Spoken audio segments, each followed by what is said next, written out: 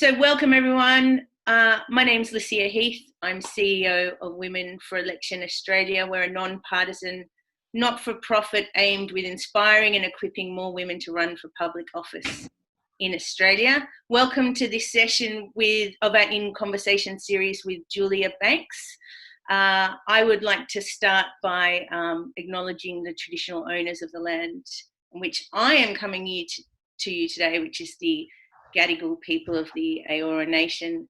I would also like to acknowledge that sovereignty of this land was never ceded, and until it is, I believe we can't move forward with our First Nations people, and we need to accomplish a treaty in order to do that. So welcome. Julia Banks, welcome. Thank you for your time today. Welcome to our half hour of power. Thank you so much, Lucia, and it's wonderful to be here, and I too would like to acknowledge the traditional custodians of the land on which we meet and pay my respects to their elders past, present and emerging. And I'd also like to take this opportunity to make special mention of my fellow Victorians during the coronavirus crisis.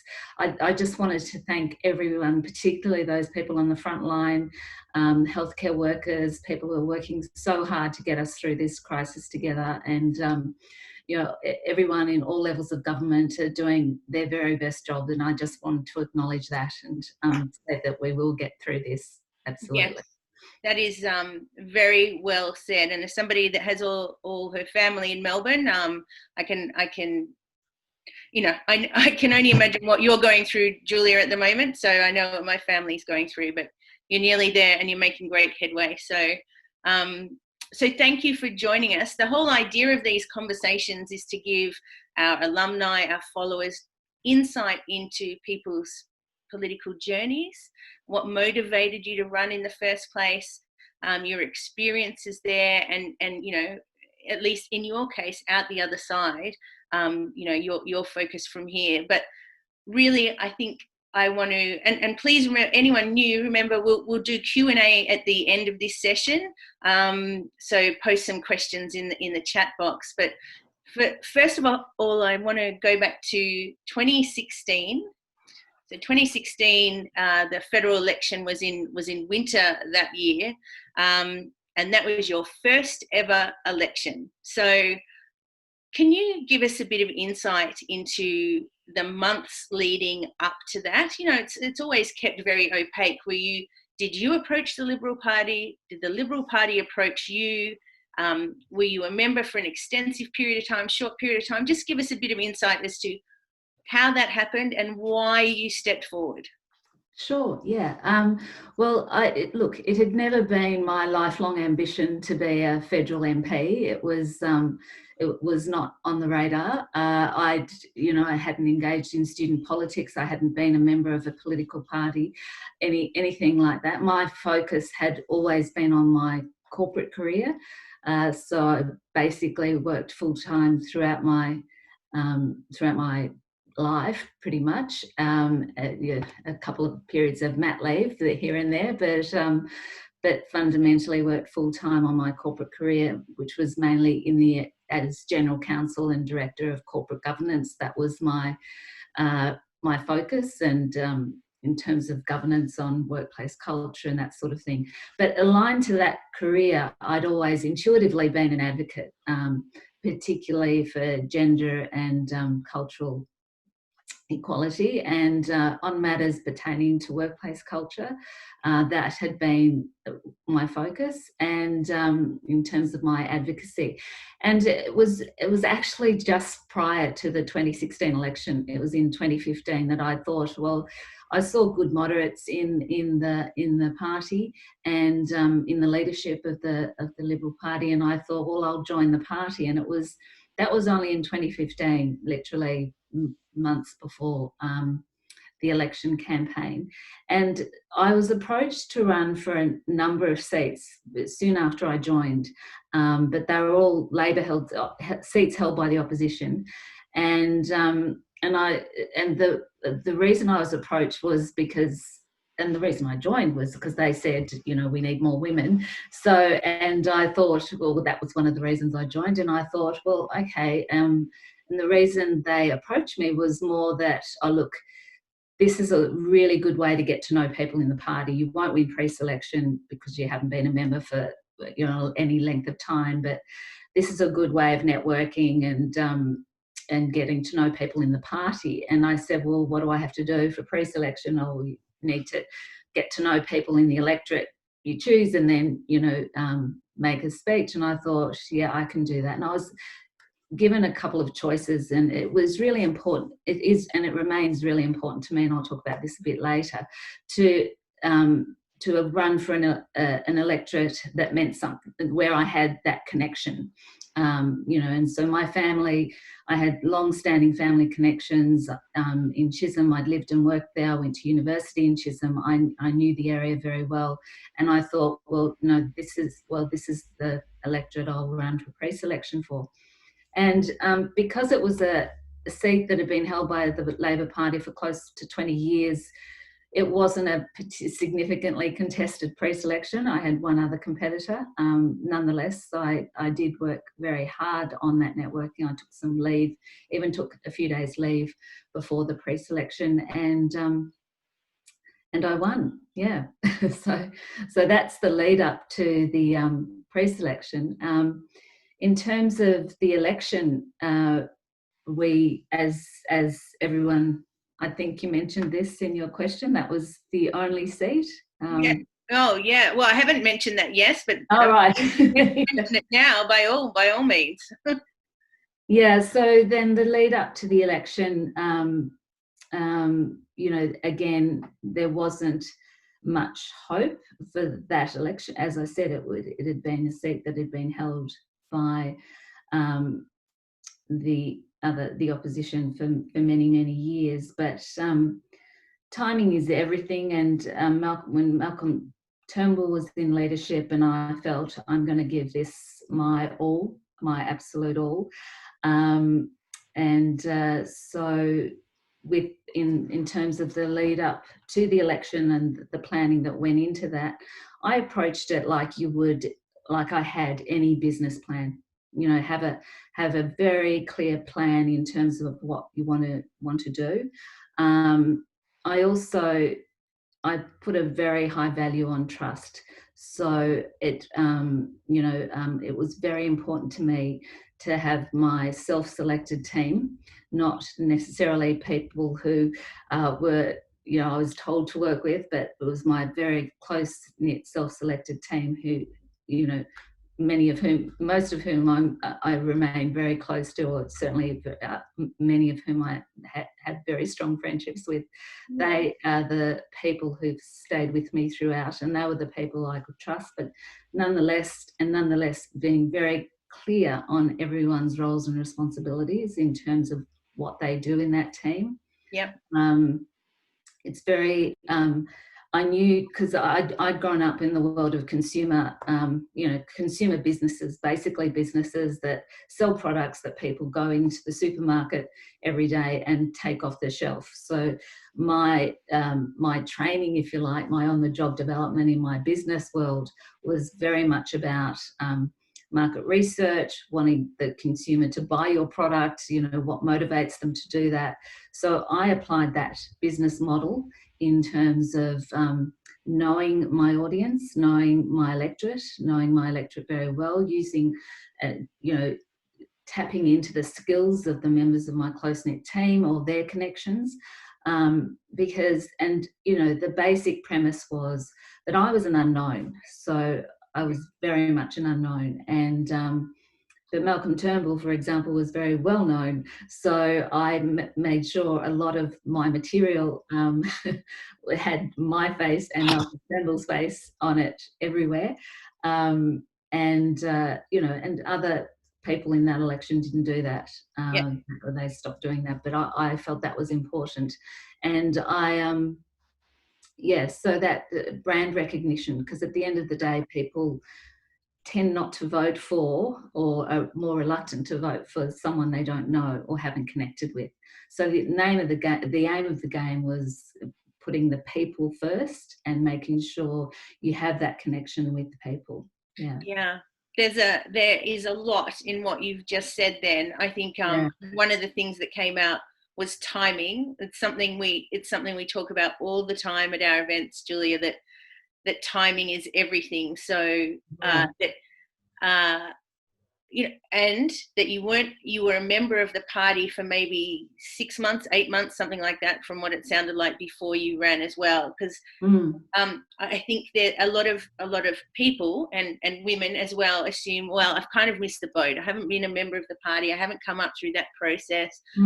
But geez, I can point to so many people that have joined the party just before they've run with the blessing of the party. And so that was your experience. And then the timing as well. Timing is everything. You might not be ready, but if the timing is there, then you got to step forward, and you did, obviously. And you weren't expected to win. You were the only candidate, like you said, that won a seat off the opposition that year, that federal election. So and it was the only seat that got a significant swing for, and that's obviously why we won. And and I think in terms of the timing question, Licia, I mean, I hadn't, from my point of view, I had a perfectly good career, and I get this question asked a lot. A job that paid me over double what an MP gets paid, all of those things. So I think in terms of that timing, what's also very clear, which we tend not to talk about, which is it's a word that tends to be applied in a negative way towards against women, and that is ambition. And you have to have that strong personal ambition and drive to make that step and to make that move. And because of the leadership that was in place at the time, that drove my ambition, and the community, as momentum built up, that underpinned that ambition. And to the extent that I don't do things by halves, and I used to joke to people that it was the first time, because I actually resigned from my job a few months before the election, so I could give it 100%, because until that time I was literally working 20-hour days, going to the railway station, handing out flyers in the early morning, then going to work, doing my day job, then coming home and writing my flyers and brochures and all the rest of it at night. And I just I felt, as much as I know my employer would have given me a period of extended leave through to the election, I just felt it wasn't being fair to anyone in terms of not giving, including myself, it's a bit of self-care involved in there as well, to give it 100%. And so that to the election. Well, you got elected, much to your party's surprise, potentially, and certainly maybe your pre-selectors, the other person in your pre-selection would have enjoyed the news no end, I imagine. But so you had one term, you had a term as a federal MP. Can you talk us through the journey of that experience? So what was the day-to-day like for you when you were elected? You were in Canberra, you were in your electorate. Just what did the role entail? Okay, yeah. So after the election, and obviously there was a lot of attention paid, media attention paid to me. So being the one seat in the one seat majority, and the Prime Minister came to my electorate, once the election was announced, a few days later. So it was a sort of a really chaotic period, but certainly very exciting. It was so there was a lot of media in the build up to that. But then the reality of the day-to-day life was, again, because it had been a seat held by the opposition, and this is similar for any seat that's either held by the opposition or, well, certainly my experience is what I can talk about. it was basically a blank canvas. It wasn't like the party had all this information ready to give me and, you know, a structure or this smooth transition and here you go. It wasn't like a normal job in the sense that you would go in and take a senior role and then hand over, got all the infrastructure and everything there. And we were in the my team and I, you know, many of my self-selected team, I set about recruiting them as my employees and my staff, and we didn't even have an office because the office had, and the opposition had told me this, that the office that had, you know, been the office in place functionally was almost uninhabitable. So the department said, you can't, it's not a safe workplace, you can't work from that office. So we had to find another office, but in the meantime, these things take time. We had to work in Treasury buildings in Treasury House in the CBD, which is a really glamorous building, but at the end of the day, we were, you know, a good 8 kilometres from our electorate. So we were sort of, it was our temporary residence, if you like, our temporary office, whilst we worked with the department to get our office up and running. So that practical side of it, as well as the fact that we were really on our own in terms of setting up, you know, census data, getting that deeper dive. We'd done a lot of research ourselves during the election in terms of knowing our electorate, but we had no transition of any sort of constituent issues, so we had to allocate people. So I treated it like you would going into a new senior position in business. You know, the first 100 days, it's really important to get to know your team, to just sort of clarify the roles and responsibilities of your team, to work out what your focus is and what your plans are. And then of course, there's the second workplace or the other workplace, which is known as, you know, Canberra. It sort of amazes me that we, you know, talk about our whole body politic as the description of a state. But anyway, the Parliament House in Canberra is our other workplace. So again, as a federal MP, you have an office there. You've got to set that up. You know, working out with your team what works for them on a personal level in terms of who can travel with you, who can't, all of those, what I call hygiene factors. And then there's things that are unique, I think, to our Parliament House. You know, that they give you a two-day poly school for any new MPs that come in, and within that, that's really more just teaching you about policies and procedures. And just as I've always believed in on-the-job development in business, that's the same in politics. It's sort of, you've really got to, you know, learn the ropes in terms of, you know, the speeches you have to make and all the rest of it. But one practical thing I'll never forget was they did I've got the worst sense of direction than anyone I know. And if anyone's been to Parliament House, and I'm sure a lot of your listeners have, it's a huge place. And I remember going on the tour thinking, God, I've got to remember my office is there, the chamber's there. I've got, you know, 4 minutes to run to the chamber for a vote. You know, I've just got to remember which way to turn. And they were taking me on the tour and I thought, oh, I'll be able to remember this, you know, because of the artwork, you know, the beautiful artwork that's around the place. And just as I was thinking that, the tour guide said, and don't rely on the artwork as markers for your direction because we rotate it. No, I'm done.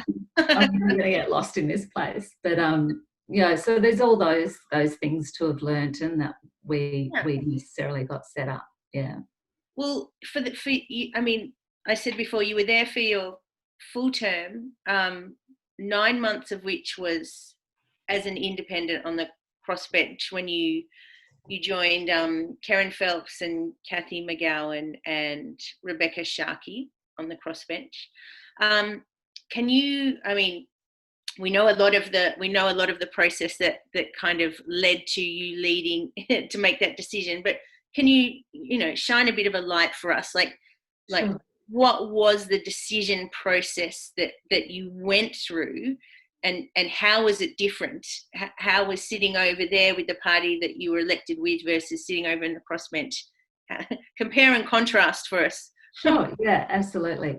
Well, I mean, I think the circumstances in which I resigned from the party are pretty much summarised in my resignation speech, which I made in November of the year of 2018, November 2018. And, you know, I'm not going to gloss over it. There'd been a coup, there'd been a leadership challenge, and there was also a workplace culture that had basically reached peak toxicity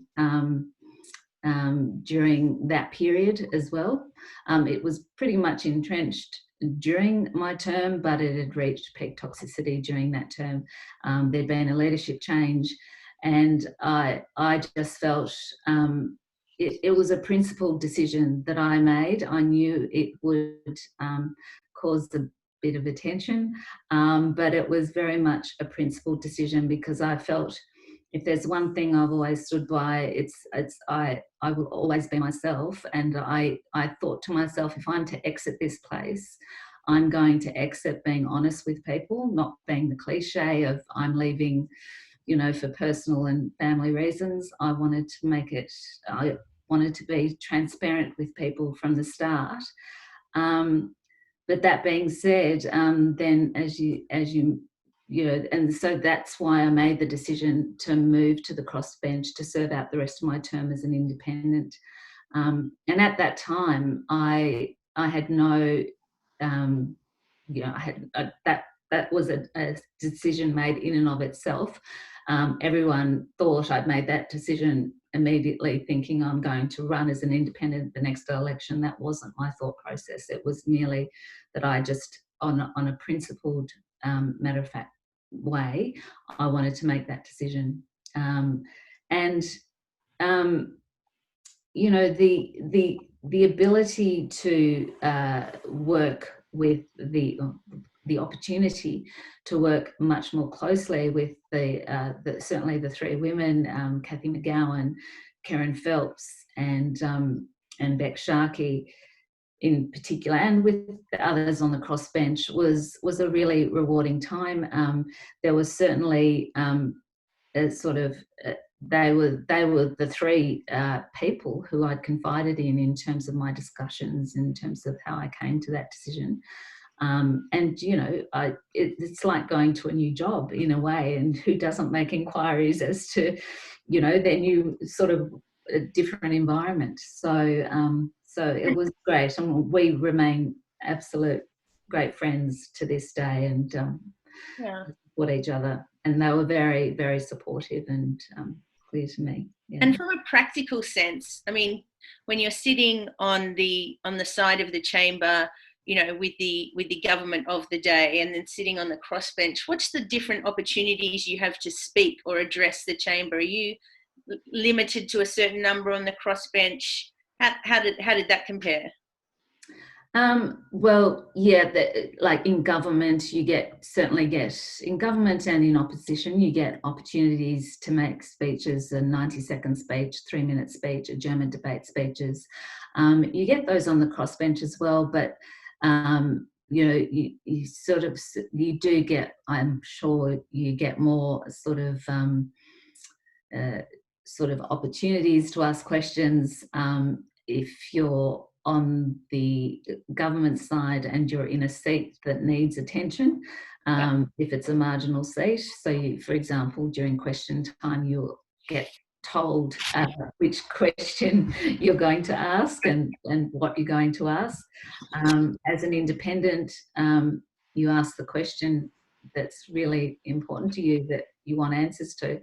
I don't think I'm giving away any secrets, though, that, you know, it's quite a common occurrence in question time that you don't get answers to the questions, to any of the questions. I have noticed. Yeah, I have noticed.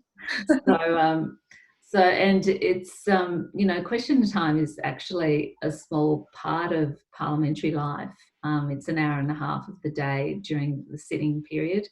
It is the opportunity where the government should be held to account. but there's a lot of work around Parliament in terms of committee work, and in terms of, all the negotiations and discussions. So one of the differences, for example, was I would get briefings rather than as a group of a major party, get briefings about legislation. As an independent, you'd get those briefings as an individual or jointly with other independent MPs, other members of the crossbench. And, there are constraints in terms of sort of inbuilt constraints, some spoken, some unspoken, in terms of belonging to a major party. Yeah. So which you don't have as an independent. Yeah. Well, you talked about, so you moved to the crossbench. You had not made a decision at that point to run again, but in your 9 months on the crossbench, you obviously came to the conclusion that you did want to run, and you were going to run as an independent, having formerly run with the Liberal Party. You chose to run in a different seat though. So you had been in Chisholm. You now decided to run as an independent in Flinders.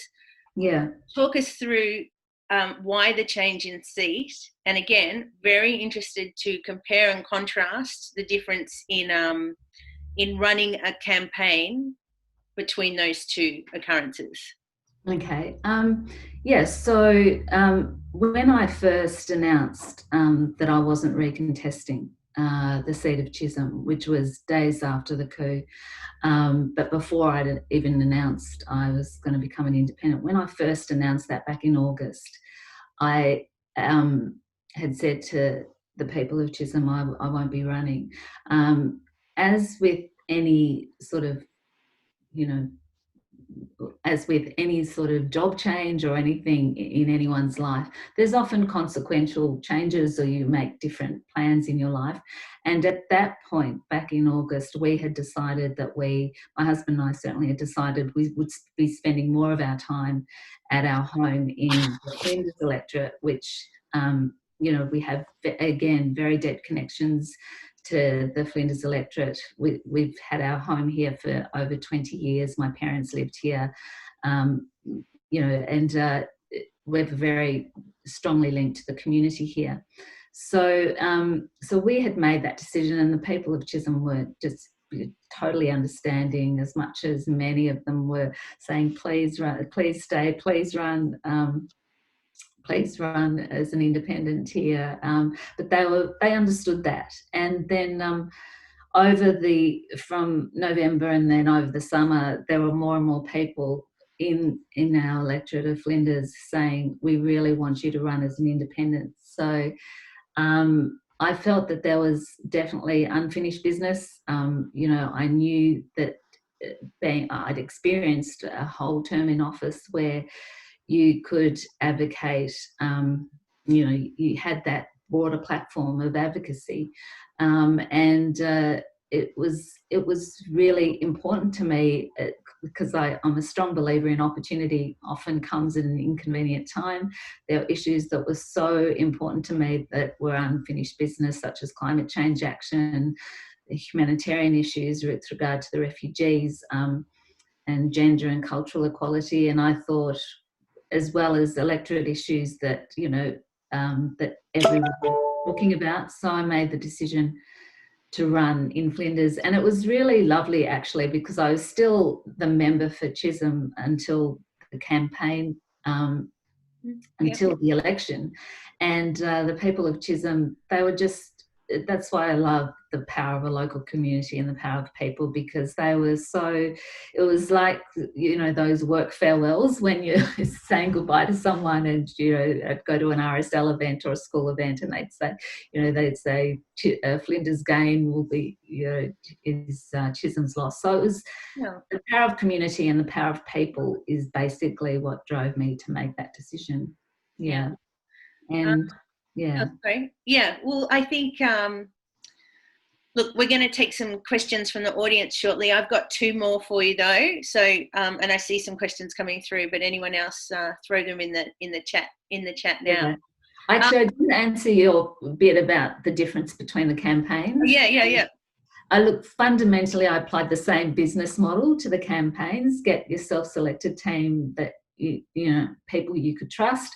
But the Flinders community were amazing. You know, in a space of 6 weeks, we had 200 volunteers. We had people coming from everywhere. We had donations from $5 to, you know, some $5 to the occasional $5,000. It was just an extraordinary time, and it was a really it really did restore my faith in the power of the people and putting people before the party, and that was wonderful. It was a wonderful experience. Yeah, I'm glad that it was, and yes, Yeah. having community rally around you is quite a humbling experience as well. So yeah, absolutely. Now Yeah. there's been a number of articles with Parliament sitting, coming back and sitting. There's been a number of articles in the last few weeks about, you know, Zoom parliaments and virtual parliaments. And I remember an article, might have been last week, where there's a number of pregnant parliamentarians at the moment, and they were concerned that, you know, they were not going to be able to get access to Parliament between COVID lockdowns and border lockdowns. What are your thoughts on the structural problems that appear to make, or not appear to make federal politics less inclusive, especially when you compare it to the private sector? And you know, and it does deprive women and marginalised women and younger women from representation in Canberra. Where do you think we can address some of that? Yeah, absolutely. That's a really good question. And I've said it before that I think our federal parliament is decades behind the business world. And I think there are many structural issues. And it's interesting that you mentioned the pregnant women. And I think I did a supportive tweet about that, or retweet about that as well. You know, organisations around the world are getting modern and doing online. Indeed, parliaments are as well. And I think that modernity needs to be felt in structures, and one is a clear one is, and these structures do define the workplace culture. They're not the panacea, but they will define the workplace culture.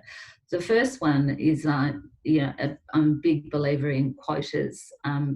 We need quotas in our federal parliament. The Labor Party have shown it works. They introduced quotas back in '94. We need it across the major parties as a circuit breaker to build leadership. Australia, you know, they can market all they like, spin it all they like. We're not talking about the Senate. We're talking about, and you know, no major party can you know, put a feather in their cap about the numbers of women in the Senate. In the House of Representatives, we are still lagging behind the rest of the world. We're still ranked somewhere around the 50 mark, and yet 52% of our population is female, and we do not have, we are severely underrepresented in the House of Representatives. And I really believe quotas would, you know, make a huge difference on that. The quotas versus targets argument is a nonsensical argument in my view. I've seen targets work in the corporate world, and I've seen them transform businesses in the corporate world, because you can link targets, you can incentivize them to the current leadership, but you obviously can't do that in politics, and that's why quotas are an imperative. And so introducing a quota structure, but also an independent whistleblowing type workplace mechanism, for not just for the MPs in Parliament, but for everyone who works in politics. I think that's a fundamental, because at the moment, both the major parties manage any misconduct issues internally. And there's one thing that gets in the way of managing you know, such issues internally, and that's internal politics, and that's no good for anyone. So I really believe those two systems and mechanisms are really, really important across our across our parliaments in Australia, and that's in one foul swoop, you've managed to answer about 6 questions appearing right. in the chat box. So, so that was timely. The last question for me, and then I'm going to throw it to 2 questions from everyone else. So, now you're out. We're sorry you're out because we'd rather have you in, to be frank. But you know, you're neck deep in writing a book at the moment. You're special advisor to gender equity down in Victoria, and also an ambassador for Honour a Woman as well. All amazing work, and all focused on equity in gender within Australia. Tell us a little bit more about those roles and the book as well. Okay, so I went through, as anyone would, a lot of people asking me what next, and the one thing I did know, regardless of whether I was going to set up my own business, which I've done, or whether I was going to go back to corporate, or put a sort of parking space in relation to politics. I knew that no matter what I was going to do, I would maintain my focus and brain based on gender equality. I particularly want to advocate for gender equality for women in leadership. That's something that's really important to me, and I think to Australian society, and we're not there yet. I thought we would be there by now. I remember when my daughter was born, and I recounted this story in my maiden speech, that I would do everything I could to make the world a more equal place for her. And so that's where my focus is, in terms of Honour a Woman, who've done amazing work,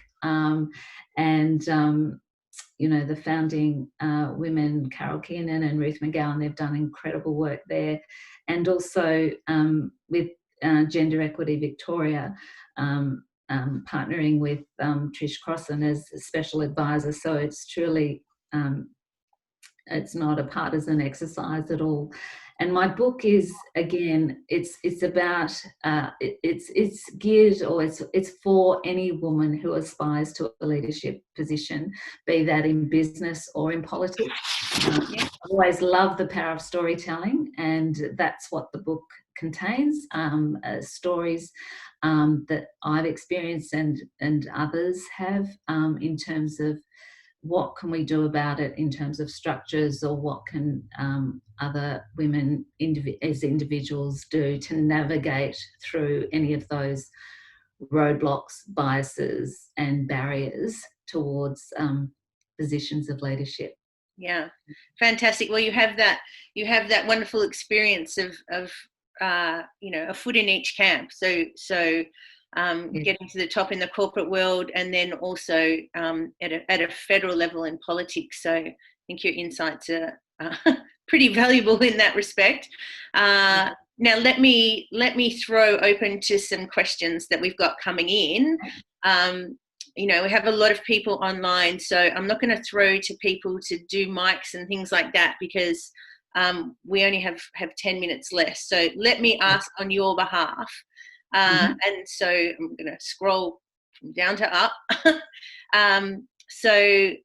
Gal Khan, I think you're down in Melbourne. For young women who would be interested in joining politics but aren't a member of a party yet, what advice would you give them to get started? And I think Gal has been doing amazing work down in Victoria to inspire younger women to get involved in politics. So what advice would you give them? If they're not a member of a party yet, what steps should they take?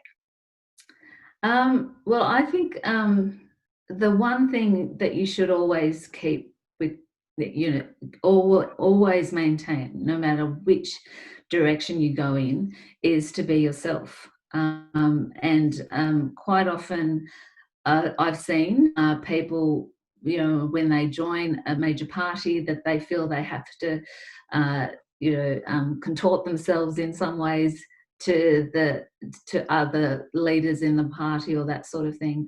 I believe the best leaders are the ones who are themselves. I think if you're intuitively an advocate, and if you have the drive and ambition to want to change something, the only way to do that is the reality is the only way to do that is in positions of power, and those positions of power can be at any level of government, be that in local government, state government, and federal government. And I think my mantra, opportunity often comes in an inconvenient time. So what you might think is a small opportunity may actually lead to bigger opportunities. So I would say that. Yeah, beautiful. And and absolutely encourage, what advice would you get them to get started? Certainly engage with some of the programs that we're running as well.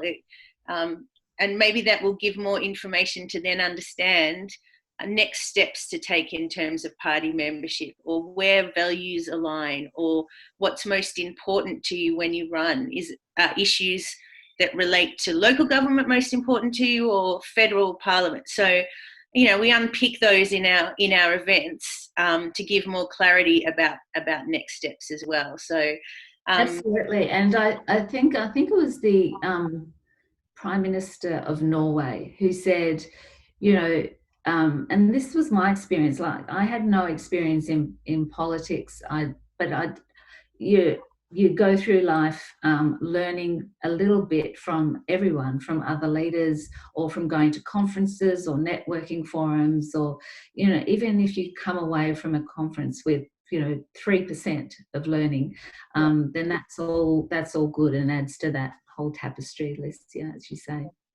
From Haroya here, give me your 2 best things about being on the crossbench. And in terms of quotas, do you think the Liberal Party will embrace them? And if so, when? That's an easy one. Okay, I'll start with the first part of that question. The 2 best things about being on the crossbench. It was an amazing look. The camaraderie on the crossbench was fantastic, but it was more that, not so much. It was more than that. It was more that it was a very respectful sort of workplace culture within the crossbench. We didn't agree on everything by any stretch of the imagination, and we respected each other's opinions on things, and that was really good. It was based on rational debate, which is what I'm used to in my business career. So that was one of the best things. The other was you are sort of more closely connected to be able to advocate for what your community wants. You can always, your community informs your decisions, so there's that closer connection when you're an independent. I believe, because the people in the community know that it's not going to branch out into the constraints or fall into the constraints of a major party. So that's the 2 best things about that. When are the Liberal Party going to accept quotas? Well, as someone said to me, why are you leaving? Someone who was persuading me not to leave or to change my decision, can't you fix this from the inside? And I said, no, I've tried that, doesn't work. I think the advocacy around that, there was talk that they would move to a quota system if they were in opposition, but that hasn't happened. And so I think that question is best put to them. But one thing I would say is that they, constantly say quotas, we believe in merit. Quotas are a Labor solution to a Liberal problem, which I think is absolute garbage. Quotas are a solution. They're a mechanism that are used around the world, and indeed, they're used by the government in relation to selection of ministers and by geography and all the rest of it. So I really believe quotas are the future, and they will be the key circuit breaker. Okay, thank you. Do you have another 5 minutes, Julia? I know we've hit our time. Yeah, You do? yeah, Yep. absolutely. Yeah, you're in lockdown.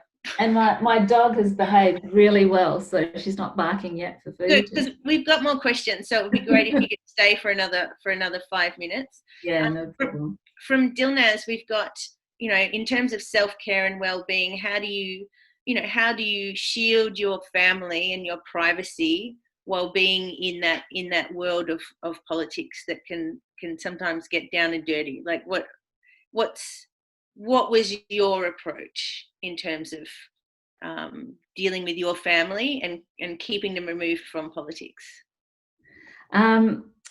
Well, it was obviously very, very tough, and I don't think it was any tougher for me than it is for any other woman who has a public profile.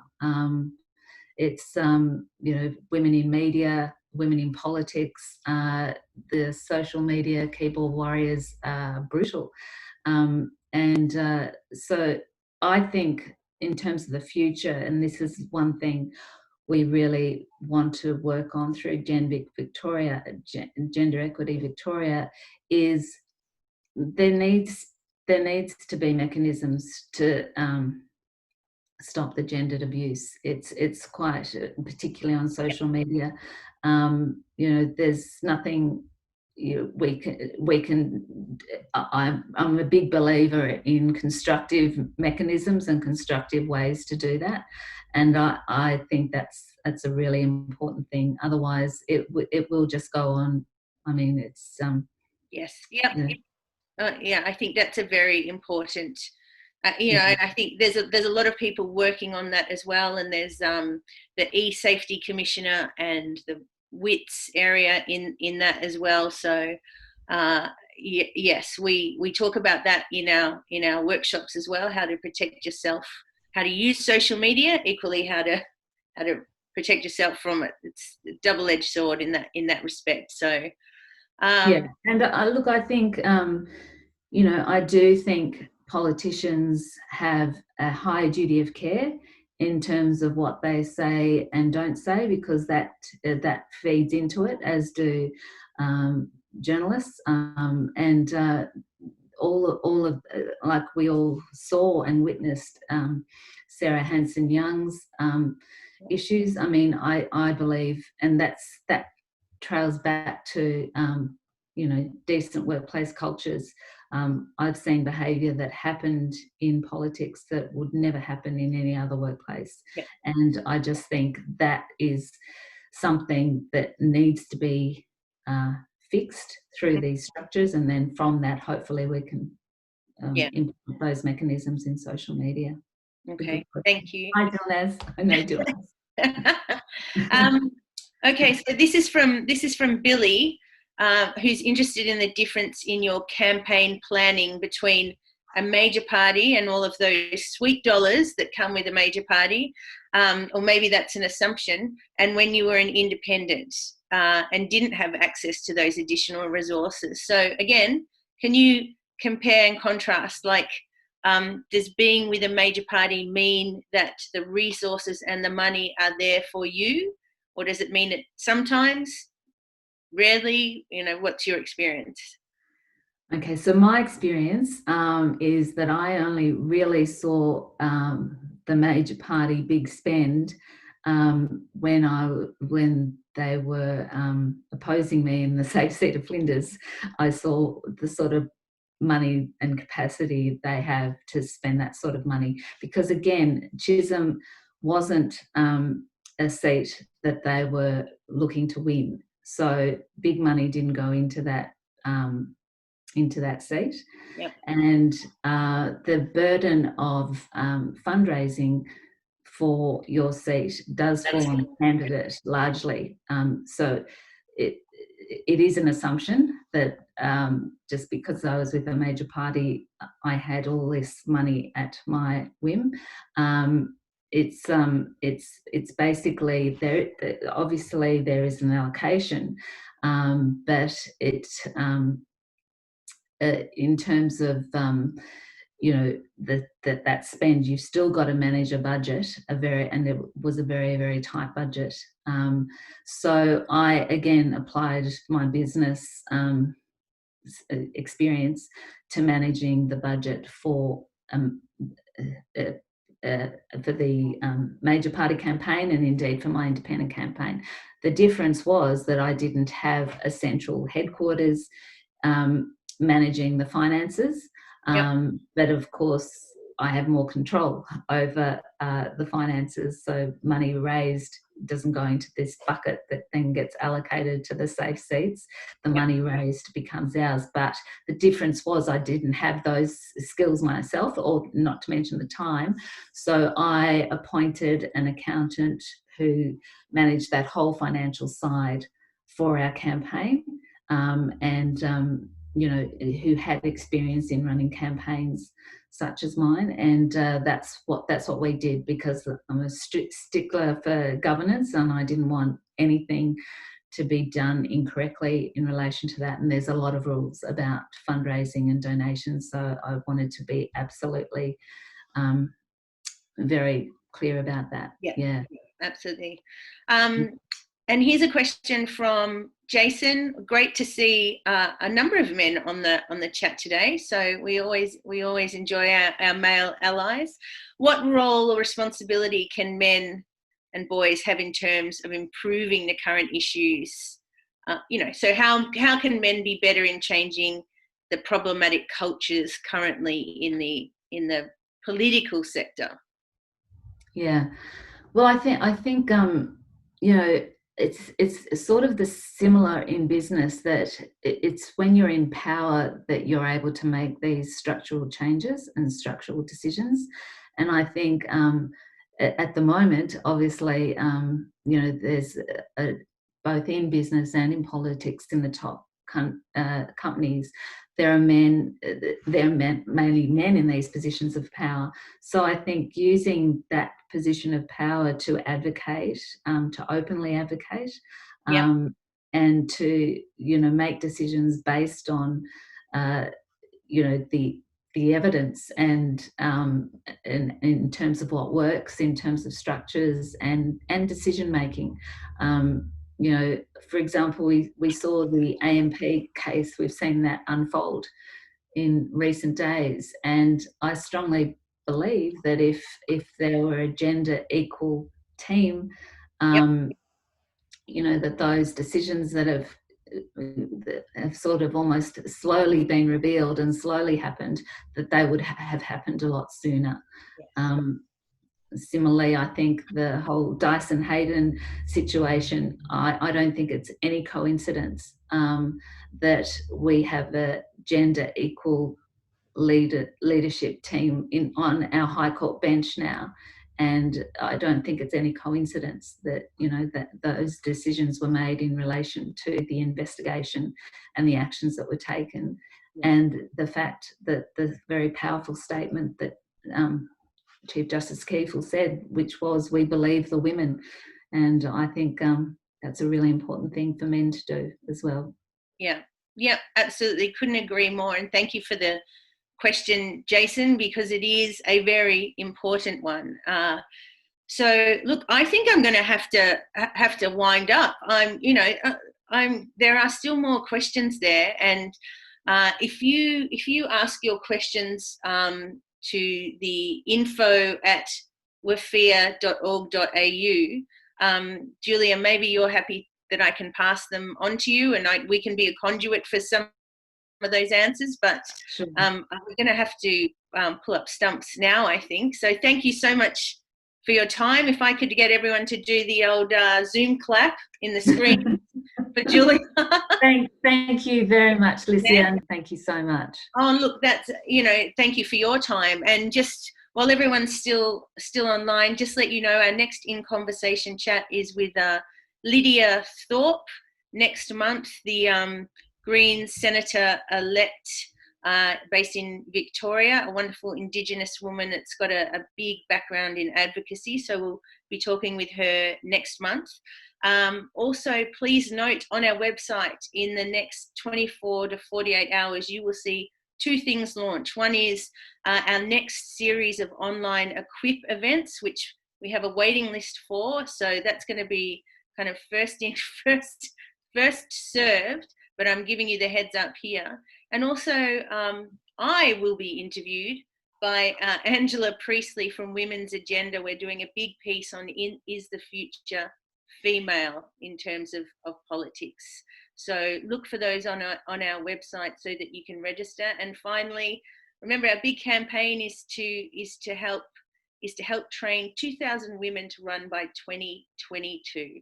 So if you can help us in terms of donations or link us with any potential funders, we'd be grateful, because we have ambitious targets in this respect, and we need your help. So Julia, thank you again, and thank you for all the fantastic chat online, and we look forward to the next phase for you. So thanks, Lucia. Thanks, everyone.